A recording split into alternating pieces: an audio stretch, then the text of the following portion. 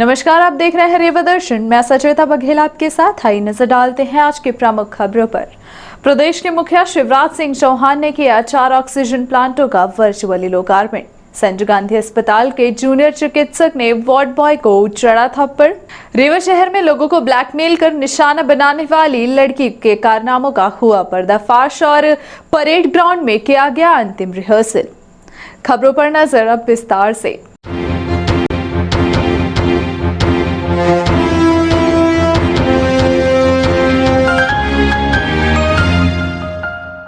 प्रदेश के मुखिया शिवराज सिंह चौहान ने किया 4 ऑक्सीजन प्लांटों का वर्चुअली लोकार्पण। मुख्यमंत्री शिवराज सिंह चौहान द्वारा वर्चुअल तरीके से 4 अलग-अलग ऑक्सीजन प्लांटों का लोकार्पण किया गया है। चारों प्लांटों के माध्यम से 2000 सीपीएम ऑक्सीजन तैयार किए जाएंगे। लोकार्पण समारोह पूर्वक औद्योगिक पार्क उद्योग विहार चुरहटा में किया गया। इस दौरान पूर्व मंत्री व रीवा विधायक राजेंद्र शुक्ल, सांसद जनार्दन मिश्र समेत जिले के समस्त प्रशासनिक अधिकारी और समस्त कर्मचारी मौजूद रहे। शिवराज सिंह चौहान ने रीवा जिले में स्थापित 4 ऑक्सीजन प्लांटों का वर्चुअल माध्यम से लोकार्पण किया, जिनकी कुल क्षमता 1700 लीटर प्रति मिनट ऑक्सीजन भरने की है। इस अवसर पर मुख्यमंत्री ने कहा कि कोरोना संकट का भयानक दौर भूलता नहीं है। जब ऑक्सीजन की बहुत अधिक मांग थी, तब रीवा में भगवान की कृपा से ऑक्सीजन की कमी नहीं होने पाई। रीवा में 4 अलग अलग तरह के प्रयास करके 4 ऑक्सीजन प्लांट स्थापित कर विकास की नई इबारत लिखी गई। अब रीवा ऑक्सीजन के मामले में आत्मनिर्भर हो रहा है। रीवा में विभिन्न संसाधनों, जन सहयोग, पीएम केयर फंड तथा मुख्यमंत्री राहत कोष के माध्यम से इन प्लांटों की स्थापना करके सराहनीय कदम उठाया गया है। मुख्यमंत्री ने कहा कि रीवा और बिंद को विकास की दौड़ में पिछड़ने नहीं दिया जाएगा। हम 1 साल का रोड मैप बनाकर आत्मनिर्भर मध्य प्रदेश का निर्माण करेंगे। इसके लिए आत्मनिर्भर बिंद और आत्मनिर्भर रीवा का विकास किया जाएगा। लंबे समय तक बिंद को उपेक्षा का दंश झेलना पड़ा, इसकी भरपाई ब्याज सहित की जाएगी। बिंद और रीवा को विकास के मार्ग में आगे बढ़ाने के लिए सदैव प्रयास किया जाएगा। हमारी सरकार ने बिंद को बाणसागर बांध, अच्छी सड़कें, सोलर प्लांट, कई उद्योगों की सौगात दी है। शीघ्र ही बिंद को हवाई सेवा की भी सौगात मिलने आ रही है। इससे उद्योगों और पर्यटन का विकास होगा। मुख्यमंत्री ने कहा कि रीवा और बिंद तेजी से आगे बढ़ रहा है। इस पर अब ब्रेक नहीं लगना चाहिए। कोरोना की तीसरी लहर से निपटने के लिए व्यापक प्रबंध किए जा रहे हैं, लेकिन भगवान से प्रार्थना है कि तीसरी लहर आए ही नहीं। मुख्यमंत्री ने रीवा को 100 ऑक्सीजन कंसंट्रेटर प्रदान करने वाली संस्था डॉक्टर फॉर यू के प्रति आभार व्यक्त करते हुए उनके प्रयासों की भी सराहना की है। समारोह में वर्चुअली शामिल होते हुए विधानसभा अध्यक्ष गिरीश गौतम ने कहा कि मुख्यमंत्री के संकल्प और अथक प्रयासों से ही बिंद ही नहीं, प्रदेश में कोरोना संकट से मुक्ति मिली है। सरकार ने बिंद के किसानों के लिए बाणसागर का पानी, सड़क तथा रेल की सुविधा दी है। विधानसभा अध्यक्ष ने रीवा में कैंसर रिसर्च सेंटर तथा कन्या विश्वविद्यालय शुरू करने का सुझाव दिया है। समारोह में चिकित्सा शिक्षा मंत्री विश्वास सारंग ने कहा कि रीवा जिला टीकाकरण में प्रदेश में दूसरे स्थान पर है। स्वास्थ्य मंत्री डॉक्टर प्रभुराम चौधरी ने रीवा में ऑक्सीजन प्लांट लगाने एवं उपचार सुविधाओं में वृद्धि की सराहना की है। समारोह में सांसद जनार्दन मिश्र ने कहा कि मुख्यमंत्री के नेतृत्व में कोरोना से लड़ने का जो जनभागीदारी मॉडल बनाया गया है, वह देश के लिए आदर्श बना है। रीवा में कोरोना संकट से सरकारी अस्पताल के डॉक्टरों ने समर्पण भाव से रोगियों की सेवा की है, जिससे आम जनता में भरोसा कायम हुआ है। समारोह में स्वागत उद्बोधन देते हुए पूर्व मंत्री एवं रीवा विधायक राजेंद्र शुक्ल ने कहा कि कोरोना संकट में जब 500 लोगों का जीवन दांव पर लगा था, तब मुख्यमंत्री के विशेष प्रयासों से रीवा को ऑक्सीजन की आपूर्ति हुई थी। मुख्यमंत्री ने जिस सुपर स्पेशलिटी हॉस्पिटल का 2020 में लोकार्पण किया, वह कोरोना संकट में सबसे मददगार साबित हुई। रीवा में ऑक्सीजन प्लांट लगाने के लिए प्रशासन, जनप्रतिनिधियों, उद्योगपतियों तथा समाज सेवियों ने मिलकर प्रयास किया, जिसके फलस्वरूप आज 4 प्लांटों का लोकार्पण किया जा रहा है। इसके अलावा हनुमाना और त्योंथर में भी ऑक्सीजन प्लांट शीघ्र ही शुरू होगा। अब रीवा ऑक्सीजन के मामले में आत्मनिर्भर हो गया है। श्री शुक्ल ने रीवा को हवाई सेवा की सौगात देने के लिए मुख्यमंत्री के विशेष प्रयासों की हृदय से सराहना की और आभार व्यक्त किया। ऑक्सीजन संयंत्रों का लोकार्पण समारोह चुरहटा औद्योगिक विकास केंद्र में आयोजित किया गया। समारोह का शुभारंभ दीप प्रज्वलन तथा कन्या पूजन के साथ किया गया। समारोह में ऑक्सीजन प्लांट निर्माण से संबंधित वीडियो क्लिपिंग दिखाई गई। समारोह में चुरहटा में बरसम कंस्ट्रक्शन द्वारा 310 लाख रुपए की लागत से स्थापित 500 एलपीएम के प्लांट तथा जन सहयोग से 98.71 लाख रुपए की लागत से सुपर स्पेशलिटी हॉस्पिटल रीवा में स्थापित 500 एलपीएम के प्लांट का लोकार्पण किया गया। समारोह में मुख्यमंत्री राहत कोष से 44.72 लाख रुपए की लागत से जिला अस्पताल में स्थापित 200 एलपीएम तथा जयप्रकाश एसोसिएट रीवा प्लांट में 235 लाख रुपए की लागत से स्थापित 500 एलपीएम के प्लांट का लोकार्पण किया गया। समारोह में विधायक त्योंथर श्यामलाल द्विवेदी, विधायक Simaria KP Tripathi, collector doctor Ilaiya Raja T, police अधीक्षक राकेश कुमार सिंह, अपर collector Shrimati Ila Tiwari, Barsam construction company के विजय मिश्रा तथा Rajesh Tiwari, medical college dean doctor Manoj Indulkar, JP समूह प्रतिनिधि आलोक गौर एवं बड़ी संख्या में आमजन उपस्थित रहे। समारोह का समापन कमिश्नर अली सुचारी द्वारा आभार प्रदर्शन के साथ किया गया। रीवा में एक नहीं, दो नहीं, चार ऑक्सीजन प्लांट का लोकार्पण किया है और चारों ऑक्सीजन प्लांट की कैपेसिटी यदि आप जोड़ेंगे तो 1700 एलपीएम होती है। 1700 एलपीएम का मतलब होता है लगभग 400 जंबो सिलेंडर। ये 400 जंबो सिलेंडर कितने महत्वपूर्ण होते हैं ये दूसरी लहर में हम लोगों ने देखा है। जब 50-50 ऑक्सीजन सिलेंडर को भरने के लिए हमारी गाड़ियाँ रात भर सतना में, मैहर में और सिंगरौली में खड़ी रहती थी लाइन में, और फिर 6-6 घंटे के बाद लाइन नंबर आता था। आज हम 400 ऑक्सीजन सिलेंडर बनाने के लिए रीवा में प्रतिदिन 4 जगह ऑक्सीजन के जो प्लांट लगे हैं ये वायुमंडल से ऑक्सीजन बनाएंगे। लिक्विड ऑक्सीजन के आधार पर ऑक्सीजन बनाने का प्लांट हमारा संजय गांधी और सुपर स्पेशलिटी में जो लगा है वो भी मध्य प्रदेश का सबसे बड़ा है सुपर स्पेशलिटी बनने के बाद 50 KL का।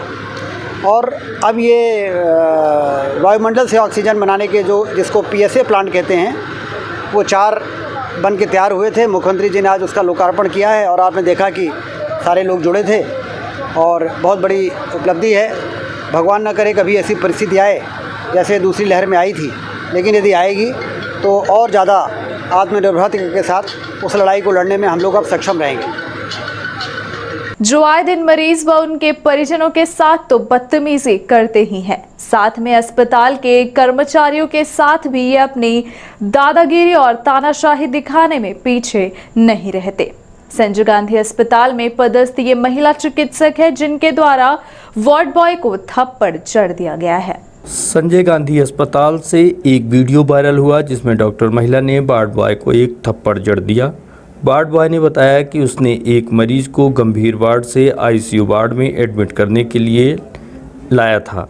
जब उसने महिला डॉक्टर नीलम से कहा कि मैडम यह मरीज गंभीर है, इसे आईसीयू वार्ड में भर्ती करने के लिए डॉक्टर साहब ने भेजा है, तो महिला डॉक्टर ने वार्ड बॉय को कहा कि तू अपने घर ले जाकर एडमिट कर, यहाँ जगह नहीं है, और इतना कहते हुए एक थप्पड़ जड़ दिया। यह पूरी वारदात सामने बैठे एक अटेंडर ने अपने मोबाइल के कैमरे में कैद कर ली। फिर इसकी जानकारी अस्पताल प्रबंधन को दी गई, जिसके बाद अस्पताल प्रबंधन ने वीडियो के आधार पर फिलहाल डॉक्टर महिला को निलंबित कर दिया है और मामले की 3 सदस्यीय टीम द्वारा जांच की जा रही है। की गई कार्यवाही एवं अस्पताल में हुई घटना के संबंध में अस्पताल सीएमओ डॉक्टर यत्नेश त्रिपाठी से बात की गई तो उन्होंने इस संबंध में जानकारी दी। जी, मैं गंभीर वार्ड से पेशेंट शिफ्ट करने के लिए, ऑक्सीजन में पेशेंट था, शिफ्ट करने के लिए डॉक्टर के द्वारा भेजा गया था। 4th फ्लोर डी ब्लॉक में शिफ्ट कर दीजिए।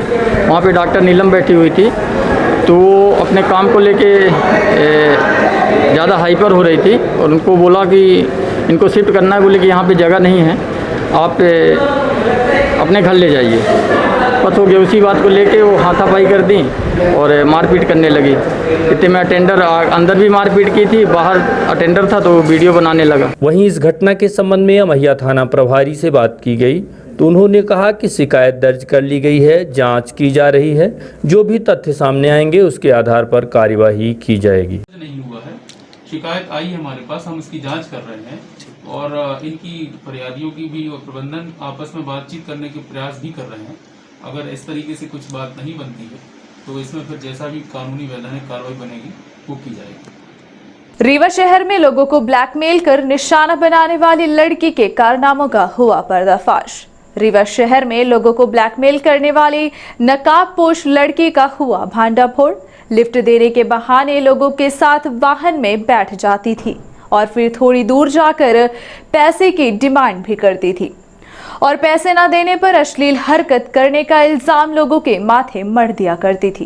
रीवा शहर में लोगों को ब्लैकमेल करने का मामला इसके पहले भी सामने आ चुका है, जिसमें एक नकाबपोश लड़की द्वारा लोगों को लिफ्ट लेने के बहाने बाइक में बैठ जाती है, फिर थोड़ी दूर जाकर पैसे की मांग करती है और पैसे ना देने पर अश्लील हरकत करने का इल्ज़ाम लोगों के माथे पर मढ़ देती है। मामला रीवा जिले से है, जहां विगत कुछ माह से एक लड़की ने लोगों का जीना मुश्किल कर रखा था। यह लड़की गुड़ थाना क्षेत्र की रहने वाली है, जो रोजाना सुबह गुड़ से रीवा शहर में लोगों को फंसाने के लिए लिफ्ट लेने के बहाने ठगी करती है। यह लड़की के कारनामे से रीवा की जनता त्रस्त है। ऐसा मामला रीवा सिविल लाइन थाना क्षेत्र में सामने आया है, जहां एक व्यक्ति जावेद खान इस लड़की से बहसबाजी कर रहा था। उस व्यक्ति द्वारा बताया गया कि रीवा रतहरा आरटीओ ऑफिस के पास लड़की हाथ दी तो मैंने गाड़ी रोक दिया, जिसके बाद ज़बरदस्ती मेरे मोटरसाइकिल पर बैठ गई और बोली हमको सिविल लाइन तक छोड़ दो। तो मैं अपने निजी काम से जा रहा था, लेकिन लड़की को अपने मोटरसाइकिल में बैठा लिया। जैसे ही सिविल लाइन के समीप पहुंचा और उतरने के लिए गाड़ी रोका तो लड़की उतरी नहीं, बल्कि पैसे की डिमांड करने लगी। पैसे की मांग करते करते पैसे देने से मना किया गया तो झूठे मामले में फंसाने की धमकी देने लगी। लड़की की पोल उस समय खुली जब उस व्यक्ति ने मीडिया का सहारा लिया। वहीं लड़की ने मीडिया के उस व्यक्ति के द्वारा पीछा किया गया तो लड़की जाकर कलेक्ट्रेट कार्यालय के पीछे नोटरी के पास छिप गई। हालांकि इस मामले की जानकारी सिविल लाइन थाने को दी गई, जिसके बाद पहुंची पुलिस ने इस मामले का खुलासा किया। वहीं पुलिस ने जनता से अपील की है कि ऐसे लोगों से बचें, किसी अनजान को अपने वाहन पर न बैठाएं। अगर इस तरह की कोई रास्ते में मिले तो उसकी सूचना डायरेक्ट डायल 100 को दें या तो संबंधित थाने को दें। ध्यान दें, नकाबपोश चाहे लड़की हो या कोई अन्य बदमाश, उसको कतई अपने वाहनों पर ना बैठाएं। जावेद खान है, मैं आरटीओ ऑफिस जा रहा था। तो ये लड़की ने मुझसे लिफ्ट मांगी और फिर उसने मुझे स्लोगन दिया कि चलो मेरे साथ यहाँ वहाँ। मैं आरटीओ ऑफिस जा रहा हूँ, तो बोली मेरा बर्थडे है मेरी दीदी की लड़की का, तो आप लोग मुझे कुछ पैसा की मदद कर दीजिए। ये कौन बोला? वो लड़की बोली। फिर आपने कितना दे दिया? मैंने इसको 100 रुपये तक दिया। मैंने कहा अभी मेरे पास नहीं है, तो इसने मुझे नंबर दिया अपना कि आप मुझे फ़ोन करिएगा। तो मैंने फ़ोन नहीं किया, आप लौट रहा था, फिर मुझे मिल गई। फिर मुझसे बोली कि 1000 रुपये दो आप तो मैं आपसे दोस्ती कर लूँ। ये आपने 1000 दे दिया? 1000 ले ली मेरे। 1000 दे दिया? क्या करके लिया आपसे 1000? परेड ग्राउंड में किया गया स्वतंत्रता दिवस के लिए अंतिम रिहर्सल। 75वें स्वतंत्रता दिवस मनाए जाने देश भर में उत्साह का माहौल देखा जा रहा है। वहीं एसएएफ परेड ग्राउंड में विधानसभा अध्यक्ष गिरीश गौतम द्वारा ध्वजारोहण किया जाना है, जिसको लेकर तमाम तैयारियां पूर्ण कर ली गई हैं। वहीं 13 अगस्त को सुबह 9 बजे परेड ग्राउंड में प्रशासनिक अधिकारियों द्वारा अंतिम रिहर्सल किया गया।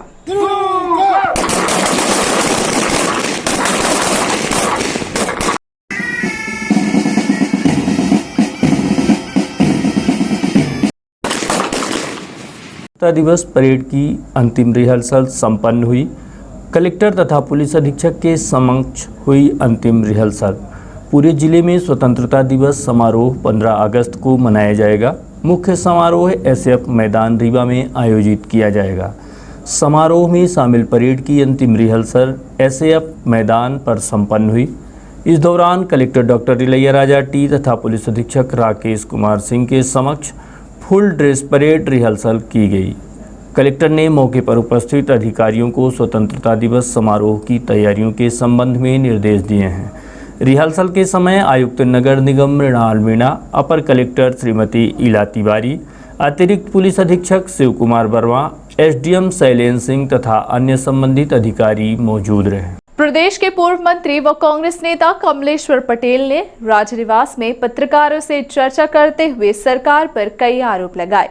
चाहे वह कोरोना के समय व्यवस्था बनाने की बात हो या अन्य मुद्दे, कई बिंदुओं पर विधानसभा में ध्यानाकर्षण भी लगाया गया, लेकिन इस दिशा में कोई खास असर नहीं देखा जा रहा है। इतना ही नहीं, पत्रकार वार्ता के माध्यम से पूर्व मंत्री श्री पटेल द्वारा महंगाई समेत अन्य मुद्दों को लेकर भाजपा सरकार पर कई आरोप लगाए गए। आप खुद सुनिए इस दौरान पूर्व मंत्री ने क्या कहा। इस दौरान कांग्रेस जिला अध्यक्ष त्रियोगी नारायण शुक्ल भगत, शहर अध्यक्ष गुरमीत सिंह मंगू, सिद्धार्थ तिवारी, राजेंद्र मिश्र, रमाशंकर पटेल, ब्रिजभूषण शुक्ल, राम गरीब वनवासी, गीता मांझी समेत अन्य लोग मौजूद रहे। क्वेश्चन के माध्यम से लगाया और किसी भी प्रकार की कोई चर्चा सदन में नहीं हुई और सरकार प्रदेश की जनता के, जिले की, क्षेत्र की जनता की समस्याओं के निराकरण करने के बजाय वो भागना चाहती है। सरकार अपनी कमियों को छुपाना चाहती है। हमने स्वयं कोविड-19 में कितने कर्मचारियों की मृत्यु हुई और उनके आश्रितों को कितने लोगों को अनुकंपा नियुक्त हुई, जवाब सरकार की तरफ से आया कि अभी जानकारी एकत्रित की जा रही है। इतना समय हो गया, पूरे प्रदेश में कितने सारे लोग, अधिकारी, कर्मचारी, संविदा कर्मी, परिवार उजड़ गया, पर सरकार कितनी लापरवाह है। आप सब जानते हैं कि दवाइयों के अभाव में किस तरह से लोगों की जान गई, ऑक्सीजन के अभाव में किस तरह से लोगों की जान गई, किस तरह से कालाबाजारी हुई और आज भी अस्पतालों की स्वास्थ्य सुविधाएं सुधरी नहीं। प्राइवेट हॉस्पिटल में चले जाइए, सरकार का ठेका चल रहा है, सारी योजनाओं का लाभ प्राइवेट हॉस्पिटल में और ट्रांसफ़र हो जाता है कमीशन। तो भ्रष्टाचार इतना चरम सीमा पर हो गया इस सरकार में। सरकार की क्या स्थिति है आप समझ सकते हैं। हमने और भी बहुत सारे विषय, ये सब जो हमने विधानसभा में उठाए थे, जो जवाब आया है, एक दो विषय का जवाब आया, बाकी का तो जवाब भी नहीं आया। वो सारे विषय इसमें हमने स्थगन प्रस्ताव दिया था, ओबीसी आरक्षण पे भी दिया था, हमने ध्यानाकर्षण बिजली की समस्या पे भी लगाया, हमने ध्यानाकर्षण कोविड महामारी से जिन लोगों की मृत्यु हुई और मृत्यु के उपरांत जिस तरह से सरकार आंकड़ा छुपाने का काम कर रही है, उनको मृत्यु प्रमाण पत्र नहीं दे रही है, परिवार भटक रहा है। एक तरफ घोषणा तो कर दी है कि मामा के रहते कोई भांजा, कोई लाडला लाडली, ऐसे ही कुछ बोलते हैं ना, कोई किसी भी प्रकार का परेशान नहीं होगा, हम सबको जो है ना इतनी व्यवस्था कर देंगे, उनकी इतनी अच्छी से देख रेख करेंगे, उनके खाते में पैसे डाल देंगे। पर एक भी विषय में हमारा आरोप है शिवराज सिंह चौहान से, हमारा क्वेश्चन भी है भाजपा सरकार के नेताओं से कि आप बताइए, आप जानकारी दीजिए कि आपने कितने लोगों की अनुकंपा नियुक्ति की, कितने लोग जो कोविड से डेथ किए हैं, जिनका ट्रीटमेंट कोविड के तहत हुआ है, उनको मृत्यु प्रमाण पत्र क्यों नहीं जारी किया, कितने लोगों को आपने राहत राशि दी, किसी को नहीं दिया। आज ये स्थिति है कि लोग भटक रहे हैं, परेशान हो रहे हैं, उनका जीवन स्तर, उनका खाने पीने के लाले पड़ रहे हैं, पर सरकार भाषणों में सीमित। आज सरकार तो बना ली इन्होंने षड्यंत्र पूर्वक, जनादेश चोरी करके, पर ऐसी सरकार किस काम की। विधायक खरीदने के लिए तो पैसा है, पर आज किसान परेशान है, किसान को खाद नहीं मिल रहा है, बीज नहीं मिल रहा, बीज तो मिला नहीं समय पे, अब खाद भी नहीं मिल रहा है, रैत नहीं उतर रही खाद, चाहे डीएपी हो चाहे यूरिया हो, खाद नहीं मिल रही, किसान परेशान है। आज बिजली की क्या समस्या है, किस तरह से वसूली अभियान चल रहा है। अभी आज ही पेपर पढ़ रहे थे, चीफ इंजीनियर समीक्षा बैठक कर रहे थे, अधीक्षण यंत्री लोगों को बुलाया तो बोले हमें तो 54 करोड़ रुपए की वसूली चाहिए इस बिजली में। कहाँ से देगा किसान, घर से 3 महीने निकल नहीं पाया, खेती किसानी बराबर हुई नहीं और किसानों की वसूली अभियान चल रही है। ट्रांसफार्मर जले, बदलने का नाम नहीं है, केबल जली है, बदलने का नाम नहीं है, बिजली का बिल बढ़े हुए आने लगे। हमारी सरकार थी, हमने 1 रुपये 1 यूनिट बिजली का बिल किया था, किसानों का 10 हार्स पावर तक का बिजली का बिल आधा करने का काम किया था, टेम्परेरी कनेक्शन भी आधा करने का काम किया था, पर इस सरकार को कोई चिंता नहीं। आज महंगाई चरम सीमा पर है। आज क्या स्थिति है, आप डीजल 111 रुपये लीटर, पेट्रोल 101 रुपये लीटर और गैस सिलेंडर पेट्रोल 111 और डीजल 112 हो गया, और डीजल 100 से 101 के आसपास हो गया है। और आपका गैस सिलेंडर 850 रुपये। कांग्रेस सरकार में 400 रुपये में जब मिलता था तो बोलते थे कि बहुत महंगा हो गया, खूब नाचते थे सिलेंडर लेके। अब कहाँ चले गए ये? अब तो लोग कहने लगे कि 1,001 रुपये बहुत जल्दी होने वाला है, तब फिर बराबर हो जाएगा तीनों, डीजल, पेट्रोल, गैस सिलेंडर। आज आपका जो खाने का तेल है, सरसों का हो जो भी है, 140 रुपये में मिलता। हमारे पास रेट लिस्ट भी है, आप लोगों के पास भी होगा। आप सरसों का तेल यूपीए सरकार में 65 रुपये में था, अब 210 रुपये प्रति लीटर। चीनी 25 रुपये किलो था, अब 42 रुपये। सीमेंट 155 रुपये था, अब 410 रुपये। स्टील की कीमत 3600, अब 6500। रेत पतौली 1500, अब इस सरकार में 6000 रुपये। मोटरसाइकिल 50,000 में जो आती थी, अब 90,000 में आती है। मेडिक्लेम बीमा जो 1,049 रुपये प्रति 1 लाख था, अब हो गया 4100 रुपये। डिस रिचार्ज 110 रुपये जो था, अब 450। गैस सिलेंडर 350 था, अब 880। गैस सब्सिडी 250 थी, अब 0 हो गई, अब ना गैस सब्सिडी नहीं मिल रही। सिर्फ डीजल पेट्रोल ही महंगा नहीं हुआ, बल्कि पूरे देश में सबसे महंगी बिजली उत्तर प्रदेश में मिल रही है। मध्य प्रदेश भी जो हम लोगों ने व्यवस्था बनाई थी उससे उलट हो गया। आज लोग परेशान हैं। यातायात नियमों के उल्लंघन को पहले 100 रुपये जो लगता था, आजकल 10,000 रुपये। मतलब जनता से ही सब वसूलेगी ये सरकार। और ये वसूलने के बाद कहाँ लगा रहे हैं? बहुत बड़े बड़े इवेंट करने में। भाजपा के जो बड़े बड़े प्रोग्राम्स हो रहे हैं, बहुत बड़े जो प्रोग्राम्स हो रहे हैं, भाजपा के इवेंट्स हो रहे हैं। खाद्यान्न वितरण, जो खाद्यान्न राष्ट्रीय खाद्य सुरक्षा अधिनियम के तहत कांग्रेस पार्टी ने कानून बनाया, जो खाद्यान्न देने की व्यवस्था बनाई कि SC ST से लेके 22 प्रकार के लोगों को शामिल किया, और ये कानून बन गया। अब उसी को प्रधानमंत्री खाद्यान्न योजना कर रहे हैं। और खाद्यान्न बांटने के लिए क्या, खाद्यान्न की सीमा नहीं बढ़ी, झोला, फोटो वाला झोले में। अरे लोग तो मजाक उड़ा रहे, गरीबों का मजाक उड़ा रहे भाजपा के नेता। और भाजपा के नेता बूथ में जाके हर जगह सेल्समैन के साथ उनकी फोटो खींच रही है। अब झोला लेने वाला कोई नहीं है, पर भाजपा के नेता इस तरह का काम कर रहे हैं। सरकार में इस तरह के काम हो रहे हैं। टीआरएस कॉलेज परिसर में संपन्न हुआ रोजगार मेला। मेले में 18 कंपनियों समेत नियोजन शामिल रहे। जॉब फेयर योजना अंतर्गत आत्मनिर्भर मध्य प्रदेश के तहत बेरोजगारों को रोजगार का अवसर उपलब्ध कराए जाने के उद्देश्य से रोजगार मेला आयोजित किया गया। मेले के माध्यम से हजारों युवक एवं युवतियों का रजिस्ट्रेशन कर उनकी काउंसलिंग की गई और उन्हें रोजगार उपलब्ध कराया गया। योजना अंतर्गत आत्मनिर्भर मध्य प्रदेश के तहत बेरोजगार युवाओं तथा युवतियों को रोजगार के अवसर उपलब्ध कराने के उद्देश्य से 13 अगस्त को रोजगार मेला आयोजित किया गया। इस संबंध में उप संचालक रोजगार अनिल दुबे ने बताया कि जिला रोजगार कार्यालय एवं यशस्वी अकादमी तथा टीआरएस कॉलेज व ITI के संयुक्त तत्वावधान में रोजगार मेला आयोजित किया गया। मेला प्रातः 10:30 बजे से दोपहर 2 बजे तक टीआरएस कॉलेज में आयोजित किया गया। रोजगार मेले में 10वीं 12वीं स्नातक स्नातकोत्तर ITI उत्तीर्ण 18 से 30 वर्ष आयु के प्रतिभागियों के लिए आयोजित किया गया था, जिसमें बड़ी तादाद में अभ्यर्थी शामिल रहे। उप संचालक द्वारा बताया गया कि रोजगार मेले में बेलिस्पन India limited Gujarat, Pragatisheel biotech Rewa, Flipkart Rewa, Just Dial, the pie Rewa, career service and Amazon, Viraj profile limited Palghar Mumbai, Bajaj electrical limited Pune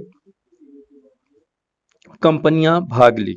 मेले में active electronic limited Pune, Learnet Rewa, good worker technology Rewa private limited, grow fast Jabalpur, SBI life insurance Rewa, urban and rural insurance marketing private limited Rewa, Anusuiya security service private limited Rewa, Bharatiya Jeevan Bima Nigam आदि कई कंपनियां एवं PC Apsara jewellers, all in one, Bharat पे तथा micro finance से संबंधित कंपनियां शामिल रहीं, जहां 2000 से अधिक बेरोजगार युवक व युवतियों ने अपनी किस्मत आजमाई है। आज ये रोजगार मेला मध्य प्रदेश शासन की जॉब फेयर योजना अंतर्गत आत्मनिर्भर मध्य प्रदेश के तहत माननीय मुख्यमंत्री जी की मंशा अनुरूप आज इस रोजगार मेले का आयोजन कलेक्टर महोदय के मार्गदर्शन एवं निर्देशन में किया गया है। इसमें आज लगभग 20 कंपनी भाग ले रही हैं। इस कंपनी कुछ मैन्युफैक्चरिंग सेक्टर की हैं, जैसे वेलस्पन गुजरात से है, और तकनीकी क्षेत्र की आपकी एसएसपी ग्रुप आप company, Panacea group of company, learned good workers, और इस तरह से करीब 7 कंपनी जो हैं तकनीकी क्षेत्र जिनको आईटीआई और डिप्लोमा के आवेदकों की आवश्यकता है।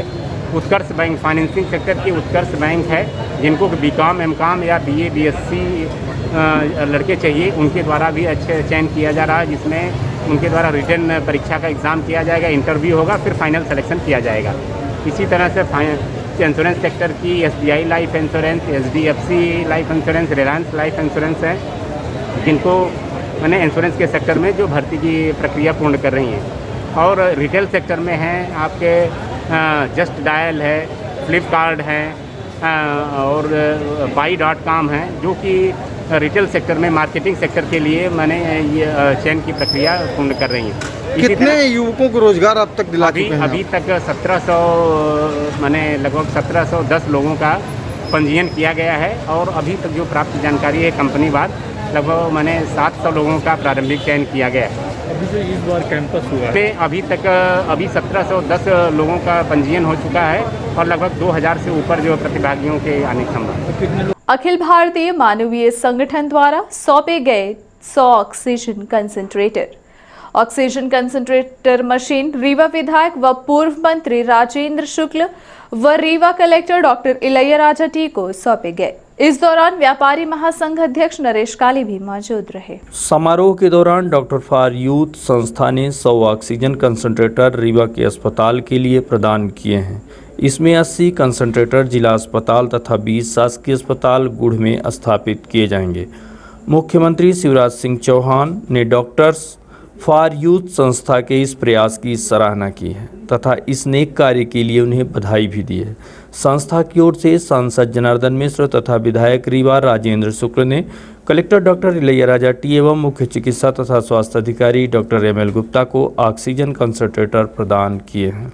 इस अवसर पर विधायक सिमरिया केपी त्रिपाठी, विधायक त्यूथर श्यामलाल द्विवेदी तथा डॉक्टर फॉर यूथ संस्था के डॉक्टर रजत जैन, डॉक्टर अजहर खान, संदीपन तथा बिंद व्यापारी महासंघ अध्यक्ष नरेश काली उपस्थित रहे। ग्राम पंचायत इटार पहाड़ एवं डढ़वा में पौधारोपण किए जाने वितरित किए गए पौधे। एक तरफ जहां शासन प्रशासन स्तर पर अंकुर योजना के तहत पर्यावरण को संरक्षित किए जाने की दिशा में पौधारोपण का कार्य किया जा रहा है, साथ ही अन्य प्रशासनिक संगठनों सहित वन्य समितियों द्वारा भी पौधारोपण का कार्य शहर के अलावा ग्रामीण क्षेत्रों में भी किया जा रहा है। में ग्राम वन समिति इटार पहाड़ में समिति अध्यक्ष डॉक्टर जानेश्वर द्विवेदी द्वारा हजारों पौधे वितरित किए गए।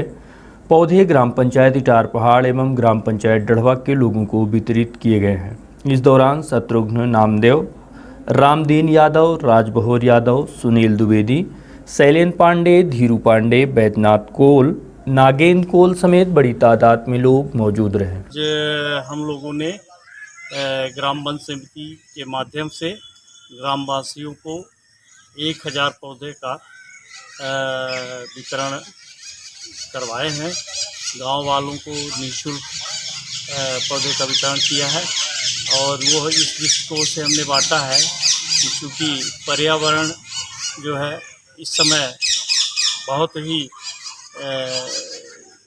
वातावरण दूषित है, विभिन्न तरह की दूषित हवाएं, ऑक्सीजन की कमी, तो पर्यावरण को दृष्टिगत रखते हुए हम लोगों ने समिति के माध्यम से यह निर्णय लिया है कि हर आदमी को 1-1, 2-2 पेड़ हर घर में लगवाएंगे।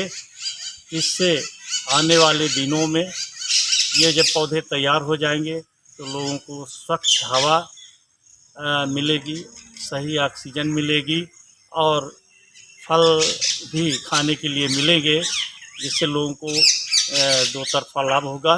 इसलिए फलदार हम लोगों ने पेड़ बांटने का निर्णय किया। अमृत महोत्सव के जरिए 2500 से अधिक स्थानों पर अखिल भारतीय विद्यार्थी परिषद द्वारा किया जाएगा ध्वजारोहण। इसी तारतम्य में एक पत्रकार वार्ता आयोजित की गई। आयोजित पत्रकार वार्ता के माध्यम से एबीवीपी पदाधिकारियों ने बताया कि 75वें स्वाधीनता दिवस पर अखिल भारतीय विद्यार्थी परिषद द्वारा देश भर में 1,28,335 स्थानों पर तिरंगे लहराए जाएंगे। जैसा हम सभी को ज्ञात है कि इस वर्ष स्वतंत्रता के अपने 75 वर्ष पूर्ण हो रहे हैं और इस 75वीं वर्षगांठ पे स्वतंत्रता के संपूर्ण राष्ट्र के संपूर्ण देशवासी इस वर्ष अमृत महोत्सव के रूप में स्वतंत्रता का उत्साह मनाएंगे। तो उसी तत्वाधान में विद्यार्थी परिषद ने भी अमृत महोत्सव के उपलक्ष्य में इस साल पूरे वर्ष स्वतंत्रता का एक उत्साह मनाने के लिए संकल्प लिया है और उसी क्रम में विद्यार्थी परिषद ने अभी प्रारंभ में ये पहला अपना कार्यक्रम रहेगा अमृत महोत्सव का इस वर्ष और उसी क्रम में विद्यार्थी परिषद ने पूरे राष्ट्र भर में 1,28,335 स्थानों पे प्रत्येक गांव में मतलब इतने गांवों में एक कार्यकर्ता एक तिरंगा ऐसा अभियान लिया है और उसी क्रम में अपने महाकौशल प्रांत में हमने 2500 गांवों का लक्ष्य लिया है जिनमें एक कार्यकर्ता एक गांव जाएगा, वहां के गांव वालों से संपर्क करके वहां पे ध्वज फहराने की व्यवस्था करेगा। मेन इसका उद्देश्य ये है, इस अभियान का उद्देश्य ये है कि हम देखते हैं कि हम शहरी क्षेत्र में जो रहते हैं वो तो किसी न किसी अवसर में स्वतंत्रता के सम्मिलित होते हैं। रीवा जिला सत्र न्यायालय में पदस्थ एडीजे सुबोध विश्वकर्मा के आवास से गत 12 अगस्त की सुबह अचानक उनका पालतू कुत्ता लापता हो गया। कुत्ता सिविल लाइन स्थित सरकारी आवास से गायब हुआ है, जिसका रंग काला है तथा कुत्ते की नस्ल लैब्राडोर रिट्रीवर बताई जा रही है। कुत्ते के बारे में सही जानकारी देने वाले को 5,000 रुपए का नगद पुरस्कार दिया जाएगा। अगर किसी भी व्यक्ति को इस संबंध में कोई जानकारी प्राप्त होती है तो संबंधित थाने में तुरंत सूचना दें। ये थी आज की प्रमुख खबरें। आगे की खबरों के लिए बने रहे रीवा दर्शन के साथ। दीजिए हमें इजाजत। नमस्कार।